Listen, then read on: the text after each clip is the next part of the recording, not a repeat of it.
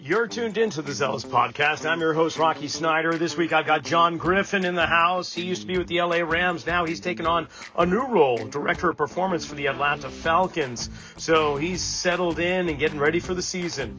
Meanwhile, before we get started, remember, Setanta College for your master's degree, whether it's a master's in science and applied sports biomechanics and movement science, or it's a master of science in performance coaching. Perhaps you're interested in applied sport and exercise psychology. There's a program for you. And sports injury and return to performance management.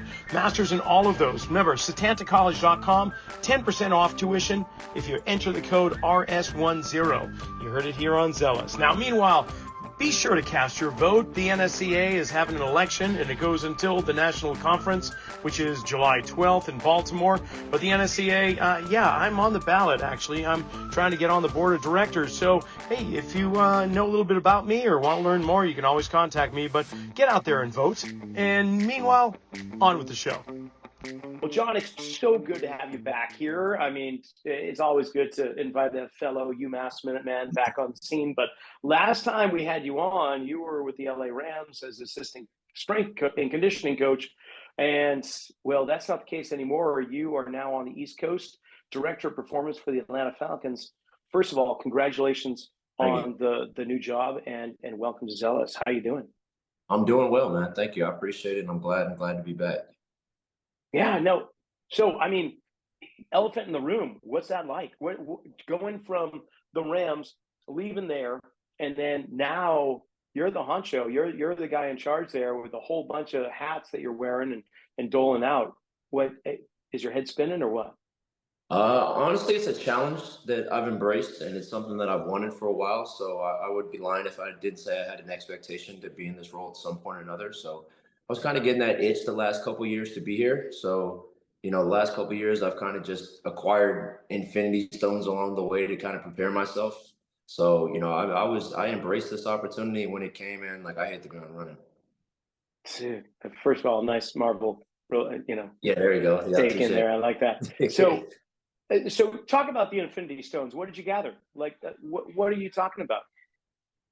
So just honestly, just being a generalist in the field, not just within strength and conditioning, but just kind of understanding how an organization works. And that's just from a performance, a holistic mindset of a performance realm. Everything from nutrition, return to play, athletic medicine, strength and conditioning, performance science, kind of just understanding the nuances of all of that and how it fits in the whole, similar to if you were given a play call as a football player, not necessarily just understanding your role, but how it fits in the scheme of what the play is designed to do. Do you find that comes naturally to you? I don't know if it necessarily comes naturally to me. It's something that I had to kind of make myself privy to. I don't think that anyone goes out of their way to show you those things, but the relationships that you build and the things you show interest with while you're in the building kind of allow you to have proximity to those things. And it's up to you as a professional to reach out and say, hey, I want to learn more about this space, or tell me what you guys are doing here in this acute rehab, in this performance science space. What are we looking at from a data standpoint? And then just kind of teaching yourself and learning and figuring out, how can you leverage all of these different tools and skill sets to, when you're in a position to do so, kind of deploy them in multiple different regions. And you were doing that in LA at the time, just starting to accumulate some of this experience and knowledge and reaching out to those around you. So just building up I won't say a resume, but just building up the experience so that when you did have this opportunity to go to Atlanta, you're feeling a little bit more prepared for it. Yep, exactly. And I had been used to doing that on a collegiate level. Now, obviously in the NFL is a little bit different, but similar concepts, similar themes, just applying different things you learn and figuring out, what are the small nuances or tweaks that go from a collegiate realm to the NFL.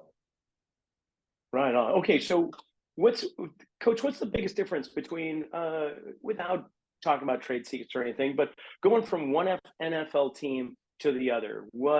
Obviously, aside from the time zone, what else is there?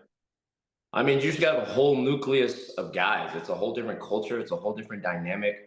You're learning new people. You're in a different terrain. The vernacular is different. You're honestly just dropped off in an area where everything's in a position where it can almost be molded. But before you can mold it, you got to first kind of sit back and understand and listen. Like, who are these guys? What are their goals? what hasn't worked here in the past? What do they hope to work for in the future? So just a lot of listening, learning a new group of men, a new building, and honestly, that's probably been the biggest difference going from LA to Atlanta is just the listening part. Hmm. So, who are we listening to? Like, what different camps within your team, within that surrounds the nucleus? Like, what are you talking about? You're talking about the sports scientist, nutritionist, physical therapist, athletic trainer, Yeah. the positional coaches. What are we talking? Yeah, so everyone's going to have, obviously a different lens from their perspective. First and foremost, the first people I'm going to listen to are the athletes, you know what I mean? Because they were there. Those are the guys that are on the field. So just going to different position groups, O-line, DBs, wide receivers, D-line, and saying, hey, what did this look like in the past? What are some things you feel like we need to improve on? What are some areas we can improve? From a performance standpoint, what are some things that you would like to see? And then from then on out, saying like, what do we have the capacity to do? Like, do we have the manpower to do this? Do we have the capacity to do this? Do we have the expertise to do this? And from that point moving forward, either acquire who we need to acquire to make us better, or onboard who we need to onboard in order to basically deploy these skill sets amongst the staff to provide an environment that the players feel like makes them better. And what are some of the suggestions that you got? I'm curious what the players are wanting. Yeah, I mean, honestly, a lot of the players just want to be heard. There's a lot of individualism. Certain guys, want to get bigger. Some guys want to get faster. Some guys just want to get back to a version of what they were coming off injuries. So just kind of listen to the guys and figuring out, hey, this is something that I feel like's worked for me in the past, and taking that and blending it with the program, or inviting them to open up different lanes of maybe they've done something in the past or they've done something with the trainer that they work with. How can we blend that with the frameworks and the principles that we're applying here in Atlanta? So that way we're still on the same program everyone else is on, but you have small nuances of things you feel like have worked in your career. So just listening to that, I think was eye-opening for the guys. I'm not going to say that didn't exist in the past, but that was one thing that was communicated to us early on that guys were looking for here in Atlanta. Right on. And when it comes to selecting your support staff, I'll say your colleagues, your team, how much selection did you have? I won't say control, but how much voice was there? When did you bring guys with you? Did you reach back out to your college days? I mean, the team that's Yeah. around you, how did that form? I mean, I had a lot of autonomy and being able to kind of build the staff, performance science staff, as well as strength and conditioning staff. Definitely wanted to make it a little bit of a contest mobility. There's some people that I knew. There's some people's resumes that I knew of. But the biggest thing was like figuring out, what do we need in this room? What are areas that I feel like I need as a director in this role to support myself? And how can we best satisfy that with what we have? One, looking at the staff budget, how many people can we hire? Can we build a big, robust team in the performance science space? Yes or no? Okay, no, if it's just one person. How do we acquire multiple people that have proximity to performance science at some point in their career, so we can build basically a quasi, performance science staff within a staff? So those are just all things you look at on the chessboard to figure out, all right, where are some areas that I feel like we need to improve at? And based off of that, these are the people we kind of need to go after. How easy is it to get those people? I wouldn't say it's easy, man. I went back to my college days, so I definitely had to do some recruiting, a little recruiting. Whenever you talk about getting guys to move across the country, you're talking about families and some people leave in really great situations. I was really fortunate enough to kind of recruit my tail off. I got Josh Nelson from Penn State. He was the director of sports science at Penn State, kind of built that department there.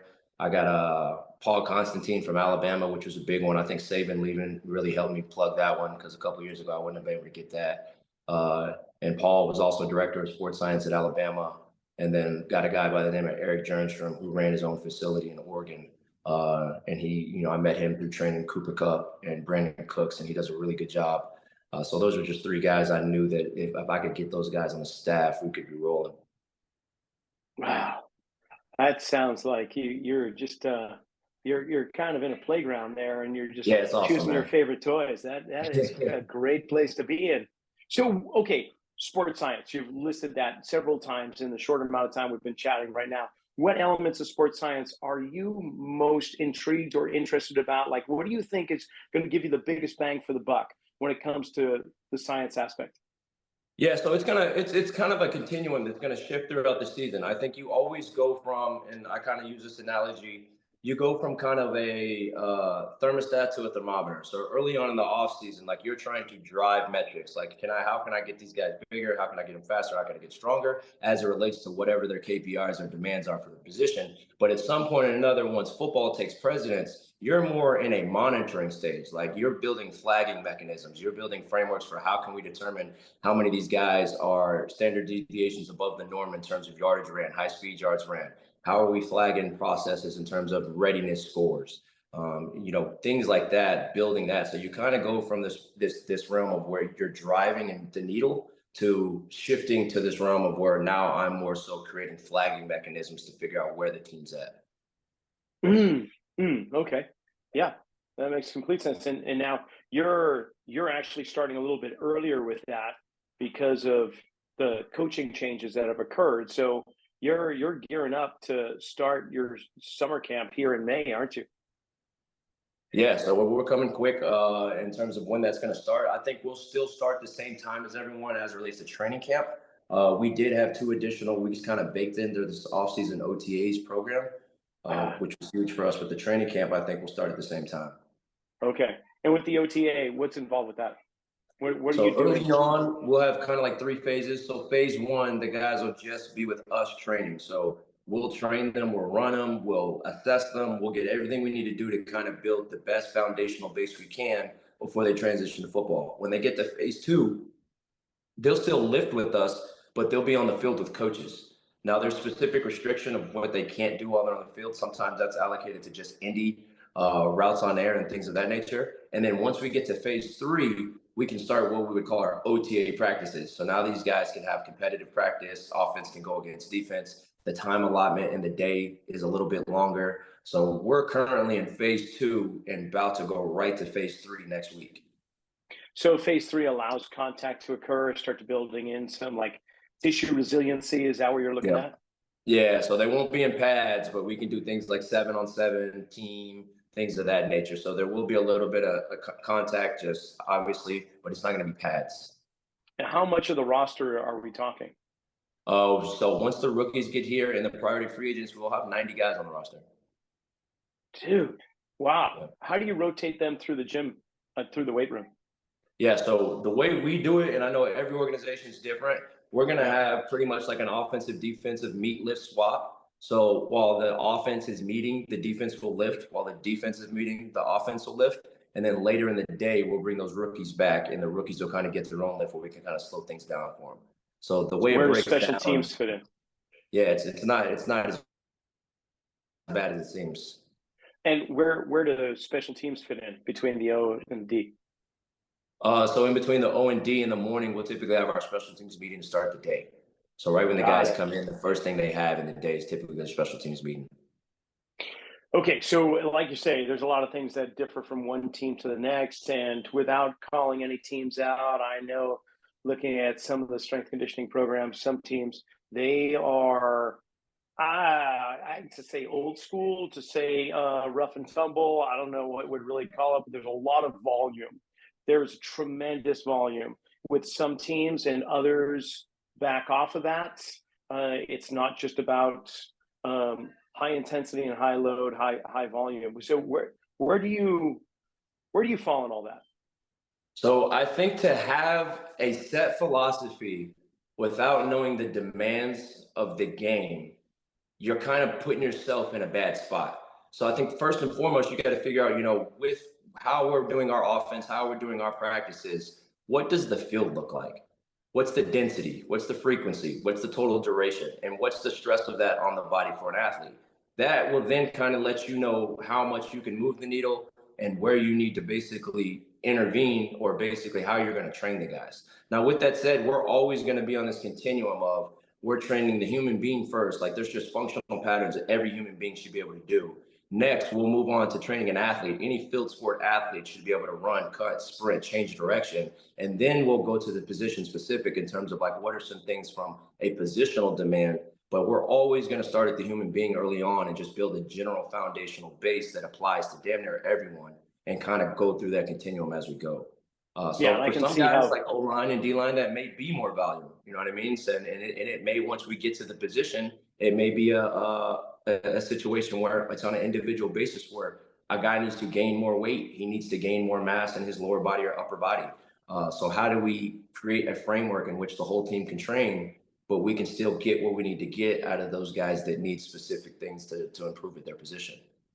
And it makes complete sense, general to specific. And within that, uh, everything is looking to be an assessment at the same time. So Yep. you got somebody that's not able to do these moves, and okay, we're gonna start to redirect you into this particular program, or I need you to work with this person, or it's going to take you to the AT or the PT or whatever, and then you're going to come Yep. back, and we're going to get that kind of hammered out, and then move into more specificity. I imagine Yep. that's your route, yeah.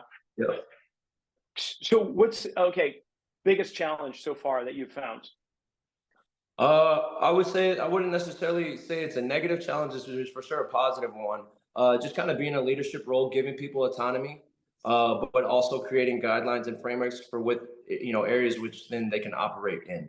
But just going from an assistant role to a director role, you obviously have people that you're managing underneath you, and you want to give these people autonomy. You want to let them do what they specialize in, but within the same right. Like you want to make sure we're all headed in the same direction too. Okay, so who are your influences when it comes to understanding good leadership? Are there books? Are there speakers? Where are you Man, getting I that? can't.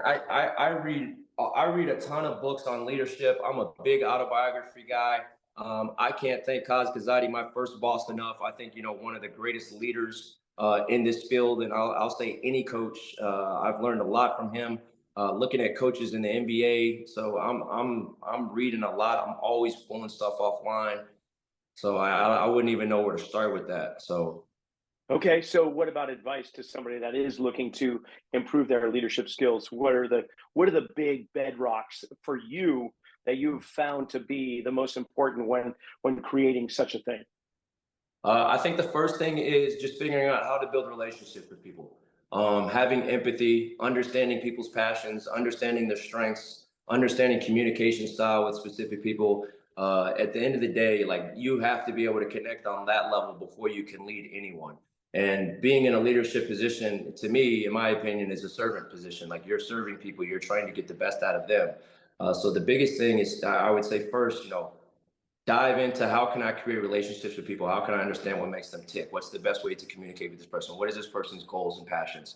What are areas that I can put this person in so that their roles and responsibilities are clear and they know what success looks like on a 30-day level, 60-day level, 90-day level? Like, that's happening on an individual basis with each employee. On top of that, being open enough to receive feedback from them in terms of what are some things I can do better as a leader for you, and creating those interchangeable lanes that consistently exist back and forth. And do you feel like you have the resources necessary to achieve what it is you're doing? Do you feel any that there's roadblocks that occur, or that you have to figure out how am I going to get around that, or has it been a fairly smooth transition? No, it's been a smooth transition, man. And honestly, I would attribute that to the team of guys I got around me. I think I did a really good job in hiring the staff. I felt like I got some studs on the staff. I let them rock. All these guys have been in leadership positions. Obviously Nelly was a director of sports science for Penn State, so he managed people. Paul Constantine, director of sports science at Alabama, he managed people. Eric Jernstrom managed an entire facility, was the GM of the facility. So all these people are autonomous, self-starters, have frameworks, have processes. So I feel like we're very like-minded, and it helps us kind of operate at a high level. Now, aside from sports science, because that is the emerging field and that's the hot topic for a lot, are there other avenues? Are there other kind of like Venn diagram is what I'm thinking of? Are there other circles that you would like to create tangents with that you may not have right now? Like I've just been doing a whole series with mental skills coaches, and then before that, it was of course dietitians and nutritionists, which I think you have on the team. But are there other professionals that you're like, you know what? Even if it's like a financial consultant, I don't know what it is, but are there avenues or areas that you're like, I think that would make us even more holistic? Yeah, I mean, obviously in this director of performance role, when you operate as a director of strength and conditioning, but with that said, there's a lot of stuff that happens on a general level. So just understanding how can we integrate the dietitian, and how can we integrate that within training? The return to play, how can we integrate that with training? Like, what are things that we can do from a performance standpoint that can blend over to return to play, can blend over to athletic medicine? How can we leverage and vertically integrate nutrition within this? The mental health aspect, what is the communication and the language that's going across the building? What's the vernacular we're using? So you're pretty much trying to take all departments, blend them together. How can we vertically integrate this and basically create one holistic framework where we all support one another? So, do you have software that supports that where people can go in collaboratively, almost like a Google document where you have a whole bunch of people editing one large thing? Or how is it working that you can juggle all of these amazing minds to the benefit of team success? I think the number one thing is the onboarding process. You're bringing a lot of people in a building at once. I think having a robust, calculated, strategic onboarding process that goes start to finish. What's our vernacular? How are we going to operate? What does our meetings look like? What do our lists look like? What's the structure? What's the framework? What are we trying to achieve? How is our communication with athletes, coach to coach? What are my expectations of you? What are your expectations of me as a leader? Department to department, what is our expectations? What are our roles and responsibilities as a department? I think having that onboarding process where all of that's communicated, all of that's laid out, all of that's put on paper makes it that much more clear that once athletes get there and you're actually rolling, you can kind of deploy this framework and system where everyone's moving in the same page. I don't think that happens randomly. I think you have to intentionally create that. Well, that must have taken you some time to really start to come up with a system like that. Did you do it on your own, have help, or what are we talking? Yeah, I mean, honestly, like I said, I'd kind of just been accumulating over the years. I spent at Baylor, South Carolina, and LA, and I've always had one for I'd say the last 6, 7 years. And just along the way, I've just made small tweaks, small acquisitions in terms of adding this here, changing this here. But I think I've always had that in my back pocket. It's just kind of the way I was raised coming up at Baylor. I've always thought like, hey, if you were to just run a program tomorrow, what's your process? Like, how are you starting it? Like, are you just coming in as one person, or are you coming in as a business model that you can deploy amongst an organization? So with business models and organizations, there's usually a high volume of meetings, and so a lot can get lost in it. We can suffocate in them. There's too many Yeah. meetings will reduce efficiency. So I know you got to juggle with that, right? What Yeah. yeah, and find the magic number. But are you a big meeting guy? Are you just like more, hey, autonomy? If something comes up, come to me. Otherwise, we're just going to do a weekly meeting to check in. Yeah, so I think there's two parts to that. Like you have to have some sort of formal communication, and there's a rhythm to that. Now, with that said, you want to have formal and informal communication. Like understand when informal communication is the best route and when formal communication is the best route. So every 2 weeks, like there needs to be a global check-in with all staffs. Where are we at from every single department? On an acute macro micro basis, it may be more, hey, let's squat up as a strength and conditioning staff every 2 days or a day before the lift to make sure we were doing the lift. Now, if it's something on the fly, after action report, we can do that while we're grabbing lunch. That can be informal. Hey, how did the lift go today? What are some areas we feel like we could have done better? What are some things we next week when we get to this Tuesday we feel like we can improve on? So just I think understanding when to have formal, when to have informal meetings is important. And a lot of that is kind of just getting the vibe of the staff. Like, is the staff worn down? Are we still energetic? Are guys still having enthusiasm with their work, or do we need to give guys a little bit of time off? So a lot of that is kind of just knowing the room, having social awareness, and realizing like, maybe now's not the time to hammer a bunch of formal meetings for the next couple of weeks. How can we make these things more informal?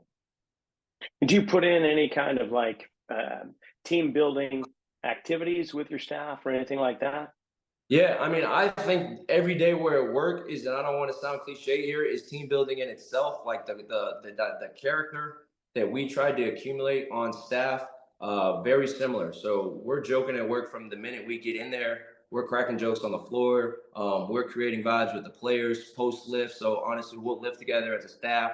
So we'll do a little staff lift in a way that kind of helps us. Early on, when we first came, we all stayed in the same apartment complex before we found houses. So I think just all of that in itself was team building, just creating an open environment where people feel like they can be themselves, Also creating an environment that's big too, where people feel like they can make mistakes. And letting them know that we're going to fail in specific areas, and that's not bad. We just have to learn from those and what are ways that we can improve. But like being scared to make a mistake and creating an environment in which guys are scared to make a mistake, I feel like is not really advantageous of success. So I think that is just top down. We all have that mindset that we're comfortable being who we are. If we don't know something, we'll ask questions. If we make a mistake, we have accountability and ownership in those areas. And we're like, hey, how can we get better at it? Because at the end of the day, our job is to create an optimal environment to serve the players.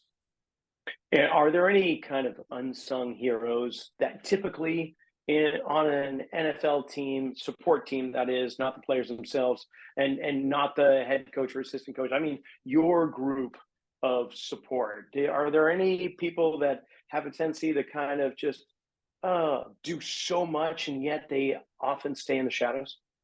Yeah, I mean, I think anyone in that performance science role that's actually crunching the numbers, there's a lot of operational requirements from that. Like we look at it in two ways. You have your strategic requirements of the job, which we would look at as like actually coaching on the field. That's coaching, that's creating frameworks, that's programming, that's what we would call strategic. But then behind the scenes, there's a lot of operational stuff. Data hygiene, cleaning data, collecting data, getting stuff turned on, getting stuff turned off, creating, pretty much presentations and how we're going to present the data, going through and making sure that there's not anomalies, figuring out what's the best way to communicate this. So whoever's running that performance science space, depending how big that department is, there's a lot of operational work that goes on behind the scenes. And at the end of the day, we'll see the numbers, we'll see the reports, but a lot of people really don't see the demand on what really happens behind the scenes with that. Well said. Okay, so you mentioned data hygiene. Are we talking about just shutting down the noise on a lot of the stats that come through and just getting to the core, or what's data hygiene? Yeah. So obviously you're looking for spikes. You're looking for validity issues. You're looking at covariance of like rep to rep. Like there's so many things that you can look at in terms of like, is this clean data? The things Got that it. we're making decisions off of, do we feel comfortable and confident in the data that we have? Like, is Reliability and validity. yes, yes.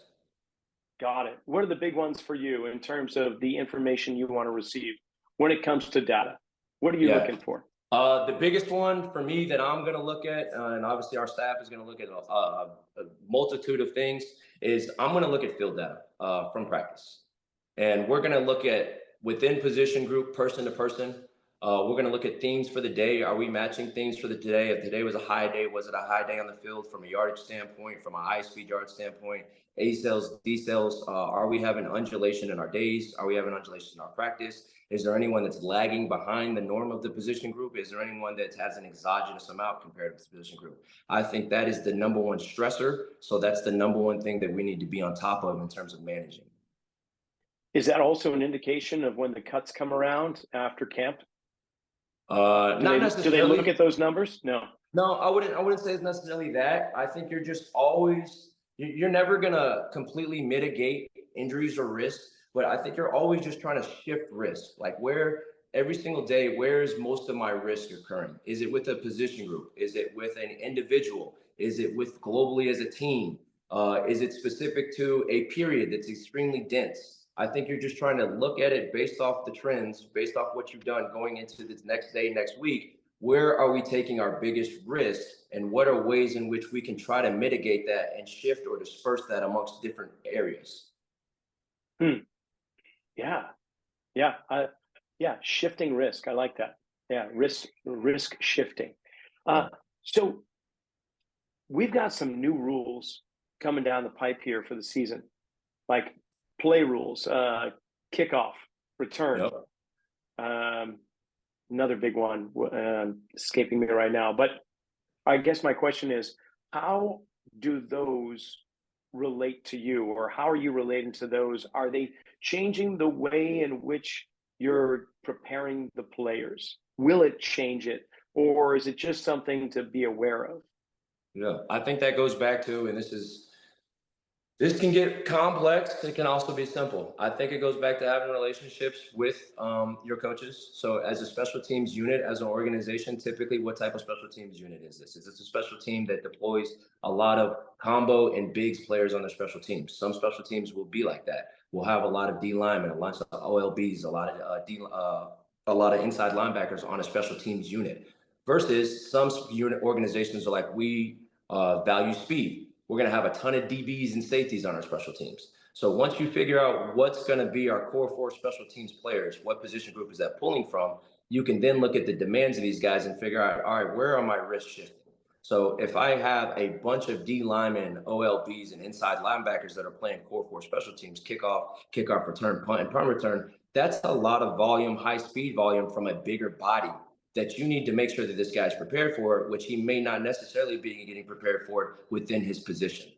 So I think at first and foremost, you have to figure out what is the dynamic of what is our strategy as a football team, what's the makeup of our special teams, and then you can go ahead and train a team to fit that. That's a big task in itself. I mean, we're looking at with the changing of the rules, just with the kickoff return. You're going to change the profiles of the players. Essentially, Yep. You're not going to need somebody to cover so much yardage in such a short amount of time. So you need mass and impact in a smaller range. So yeah, it's going to be interesting to see how they line it up. So how do you prepare a player for that higher level of impact? Is there something in conditioning that has come along in the last few years that's a little different to build the resiliency of a player? Yeah, I mean, I don't think there's going to be any secret sauce or magic. Obviously, you want to build a great foundation. You want to address strength. I think recently there's been a lot of literature that's come out, and a lot of people have put a lot more focus into training athletes as it relates to tendons, Achilles tendon, shoulder tendon, hamstring tendon, so knees, patellas. How can we make sure those things are solidified? And then on top of that, like, are we inoculating the hamstring muscles and the hamstring tendons? What is our process for doing that? How are we progressing that? What's our periodization? What's our undulation of practice? If these guys aren't getting it positionally within practice, how can we fabricate some areas in which we know that they're getting it? Is that happening pre-practice? Is that happening post-practice? Can we slide a D lineman in on a kickoff drill, even though he's not on kickoff, just to try to get that? Can we grab a guy post-practice and maybe accumulate some more high speed yards? So I think it's just this constant ebb and flow of what do we need and what's the best way to achieve this without trying to intervene too much that you're changing the dynamic of what practice is. So the research you talk about with tendon strengthening, are we talking taking it to the end range, loading at end ranges, kind of more eccentric stuff? So you look at a lot of the Keith Barr stuff. You talk about training, tendon creep at the muscular tendon junction. You talk about a lot of the Natera stuff that's come out, performance ISOs. I took his course. It was a really good course. Jill Cook. There's a lot of stuff out there in terms of like how can we, improve cross-sectional area of the tendon, lengthening elasticity of the tendon, resiliency of the tendon as it relates to the Achilles, ankle, patella, hamstring, and what are some protocols that we feel comfortable about as a staff progressing these guys through. What's our progression? What does it look like? What's our exit criteria for we feel like guys are where they're at, that we would deem a guy robust or healthy enough to take on the demands of football. Nice. Okay, you have your schedule all laid out for the entire season. How much do you take that into consideration? I mean, obviously there's going to be games on Sundays, Mondays, Thursdays, occasionally like maybe Saturday, whatever. But during the regular season, do you have any do you know if you're being travel abroad? Do you have any international We games? don't have any abroad games. So we don't have our official schedule. That'll be next Wednesday, but we do have which games are home and which ones are away. Now, next Wednesday, the whole schedule will drop in terms of what time the games are at and when they're being played. How much does that influence what you're doing? Majorly, in a major way. I think you're looking at stretches of where are my away games as a team? Where do we have these short Thursday night or Monday night football where it's a quick turnaround? What notoriously, if you watch football and you know the demands of specific teams, what games do you feel like are going to be more physical for position groups? If this is notoriously a very run dominant team more than likely the trenches are going to get a lot more work. If this is typically a team that lives in 11 personnel and airs it out a ton, okay, well, we know that DBs and wide receivers are going to get a lot of work. Now, with that said, like, you're trying to, again, shift risk. Where are my biggest areas of risk in this schedule? Now, all of that is happening with the thought process that guys are healthy. What changes that entire dynamic is if guys aren't healthy and certain positions are short, that may change that completely. But initially on, you can go ahead and circle like, hey, this is going to be a rough point in our schedule. We're going 4 away games back to back. That's a lot of travel. And then we come back to a Monday night football game. So therefore, in the programming, let's make sure that that may be a deloaded week as it relates to the block. Or let's make sure that that's not a strength development week where we're loading up guys and we're kind of pulling back to allow them to kind of recover, but at the same token, still training them. How many weeks ahead do you plan that out? Or do you plan that whole thing out once you know the schedule? We'll plan the whole thing out once we know the schedule. So once we go to training camp, we should have training camp and in season have a plan written. Now, with that said, you're going to probably deviate from that, shift that, things will move. But initially on, you can go ahead and say, hey, the beginning of the season, while guys are fresh, that's when we want to kind of hammer and return to some of this strength stuff. So slower speeds, when you talk about velocities, we're in those 0.45, 0.5 range. And then when we get to those bigger stretches, maybe we focus more on power. We deload the musculoskeletal system, and we're in the faster ranges. Maybe we're at a 0.9 mean. Maybe we're at a 2.1 peak velocity. All that's to say, like, we're still driving stimulus with the athlete, but we're kind of deloading them a little bit so that they're not taking that stress of all the weight on their body. Okay, so from a spectator fan perspective, I love Thursday nights. I love Thursday night games. But from your perspective, you're like, forget you, man. I just want Sundays and keep it Sundays, right? I mean, you got to admit, having a turnaround from a Sunday to a Thursday, that's got to pull your hair out. Yeah, it's rough, man. It's rough. So how do you address that? I mean, I can only imagine, first Monday is just films and maybe some gentle stuff. Tuesday, are you really going to do some lifts on Tuesday? I mean, I can see restorative, regenerative stuff almost the entire week, but you've got to put a lift in here and there. How do you address that? Yeah, I mean, it depends. It's organization, and it's obviously going to be based around when our meetings are and what coach wants to do. We're obviously going to have recommendations for when that should take place. I'm a big believer in day after the game getting in there. That's not necessarily in terms of driving strength, but just getting guys back feeling good. Bringing them back to a state of homeostasis, restoring movement, getting them out of cleats, getting them bending, maybe hit some isos, get some blood flow to certain parts of the body. So big believer in get them in the day after the game. And then figuring out, what's the practice schedule? Like, are we comfortable? Are we the type of team that we feel has enough responsibility where maybe that Wednesday is a walkthrough, where we're taking visual reps, it's a jog through? Or are we the type of team that's like, hey, we only get better when we take reps, so therefore we have to practice? I think that just goes to the nucleus of, coaching and the character makeup of what type of guys are you acquiring on the team. Do you know what kind of team you are yet? We're young right now. I think we have a lot of different leadership in different areas, which is amazing. It is a player-ran team. I think these guys are hungry to win. Being young is awesome in the league. Obviously, age is a precursor for injury. Obviously, it's not a guarantee, but being young does help. And I think we have a lot of pieces at very key areas. So I really do feel like we're in an area to take off. Guys are bought in, and I feel good about where we're at right now. Well, I feel good about it too. I'm just ecstatic that you're where you are and you've worked hard to get there.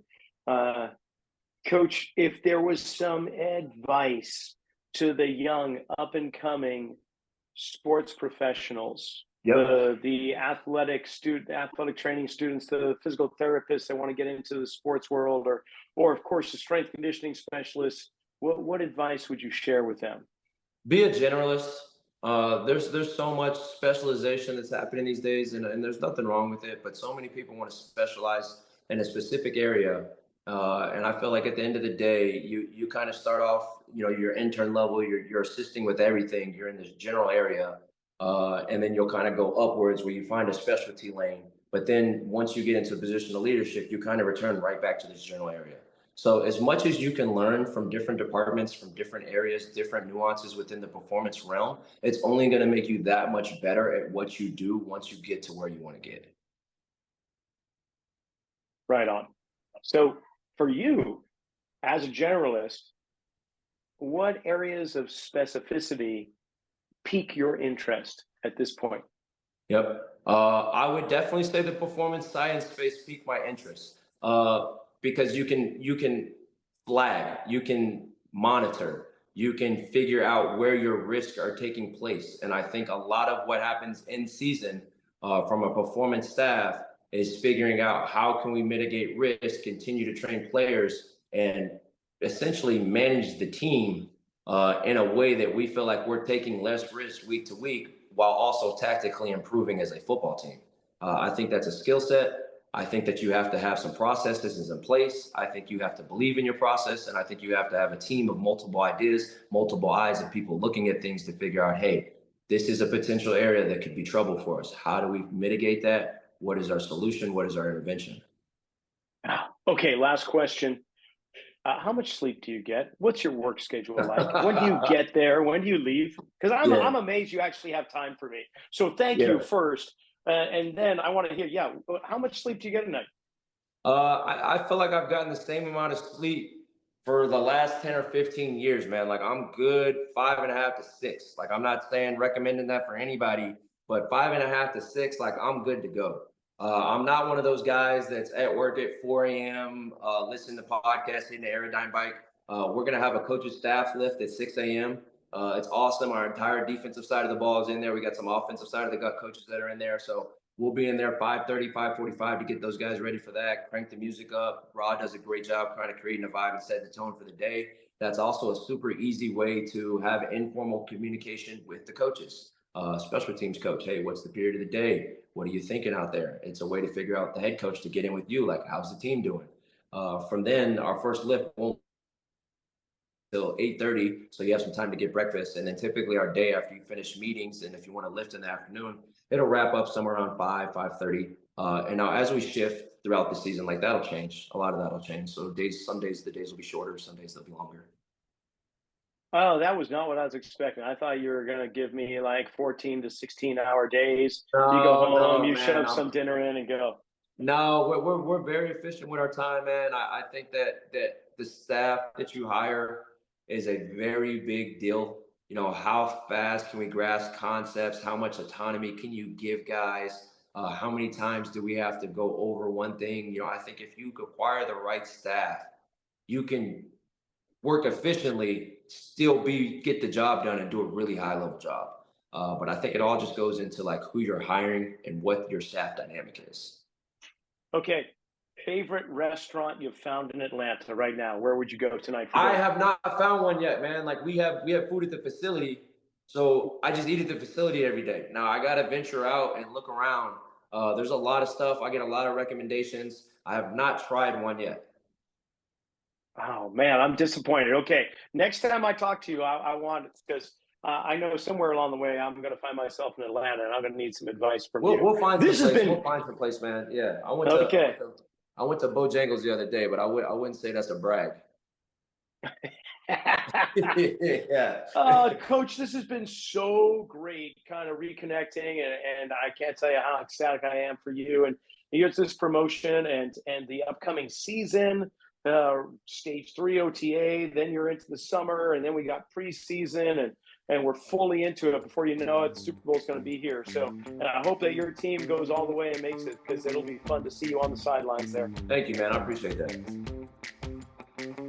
And that brings this episode to a close. I want to thank Coach Griffin for coming on and giving us an earful about what he's doing in Atlanta.